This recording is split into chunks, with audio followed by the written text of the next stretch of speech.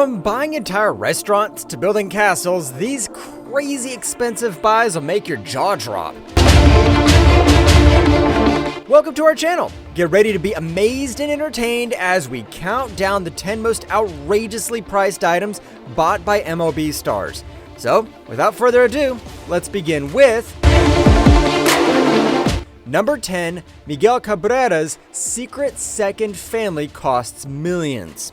This next tale isn't so much a purchase as it is Miguel Cabrera's paying the price, literally, for having a secret second family.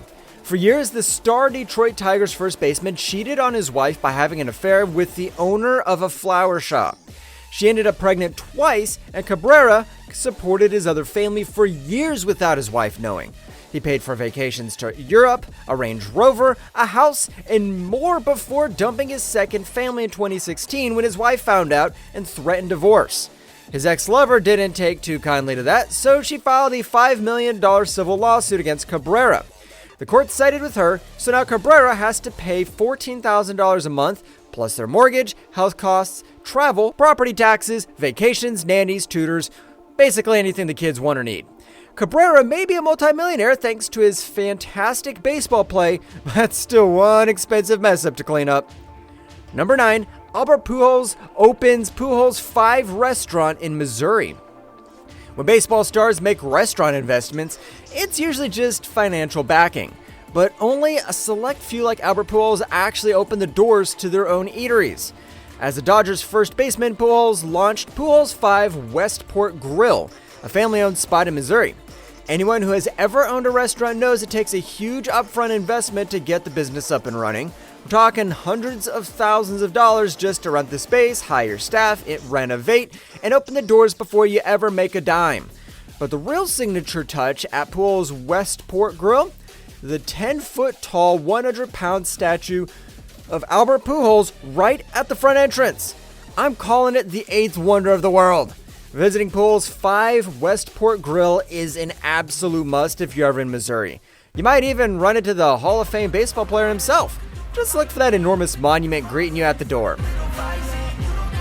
Number 8, D. Gordon buys full-page Seattle Times ad honoring Ichiro. You may not think a newspaper ad costs that much, but when you purchase a full page just to honor a teammate, that's taking player appreciation to a new level. Seattle Mariners second baseman D. Gordon wanted to show his gratitude and admiration for his hero, Ichiro Suzuki. So, he bought a full-page ad in the Seattle Times newspaper just to thank the legendary outfielder. In the heartfelt letter, Gordon wrote about watching Ichiro play as a young kid and what it meant to him to get to be teammates with his idol. He first met the baseball legend back in 2004 in Houston, Texas, and Gordon says he jumped up and down with joy when he found out they'd both be Mariners. Getting to play alongside your childhood hero? That's a priceless gift that Gordon wanted to commemorate. Number 7, Rickey Henderson frames his $1 million signing bonus.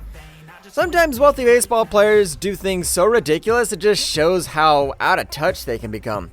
Case in point, Rickey Henderson framing his $1 million signing bonus instead of cashing it. As one of the most reliable power hitters and base stealers of all time, Rickey landed a $1 million bonus, but he had a better idea. He didn't cash it.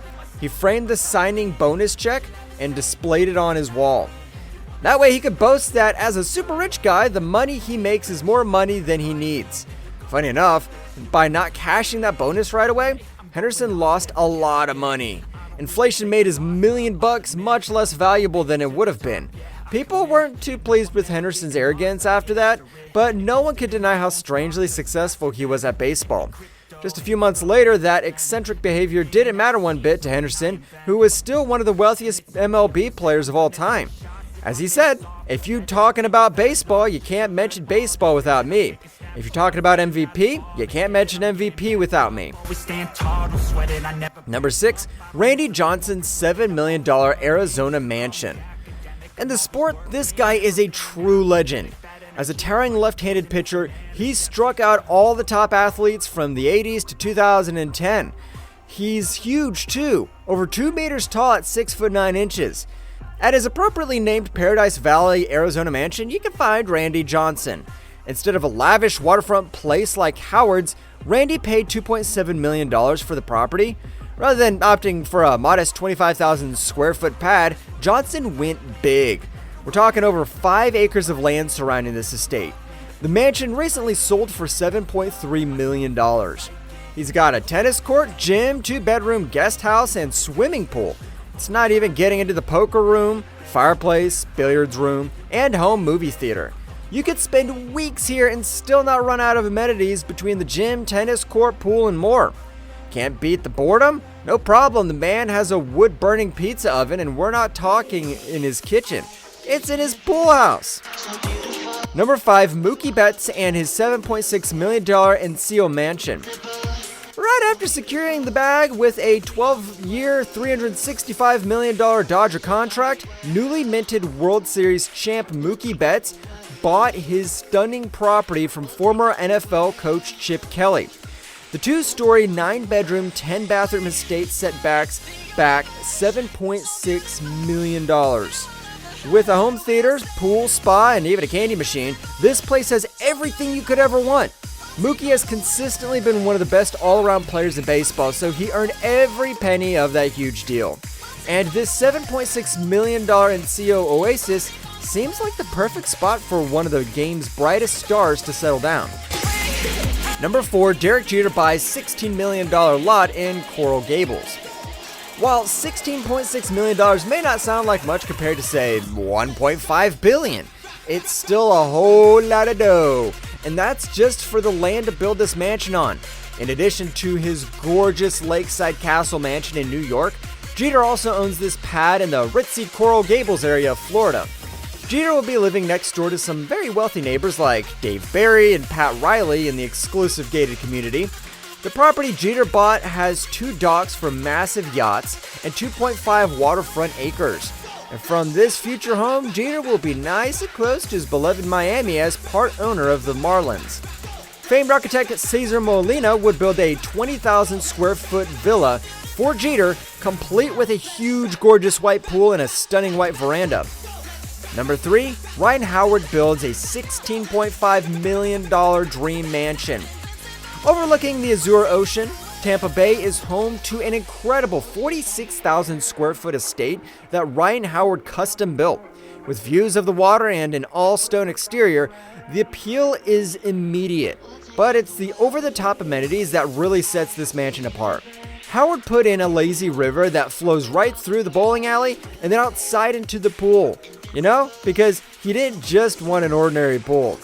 The master bedroom is beyond massive, bigger than many apartments, and yes, there is a full-on bowling alley inside too. Now, we don't know exactly how much he dropped to build this palace, but we do know he sold it in 2019. Number 2, Alex Rodriguez buys Minnesota Timberwolves for $1.5 billion. It takes some serious cash to buy a National Basketball Association franchise. We're talking $1.5 billion that Alex Rodriguez paid to acquire the Minnesota Timberwolves.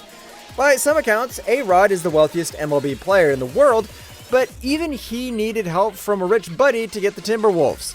Rodriguez joined forces with billionaire businessman Mark Lore, and together, they now own an NBA team.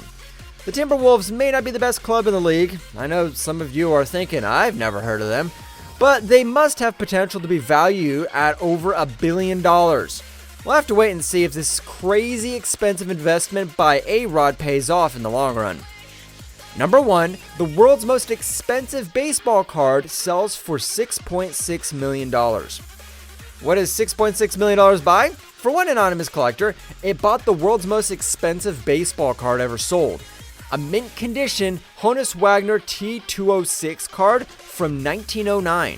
Only 50 to 100 of these valuable cards were ever printed, and the one that sold for $6.6 million is the finest example known to exist. Printed by the American Tobacco Company in 1909, the Wagner card was pulled from circulation early on because Wagner didn't want kids buying cigarettes just to get his image. That scarce availability and the pristine condition combined to drive the multi-million-dollar price tag, blowing previous records out of the water.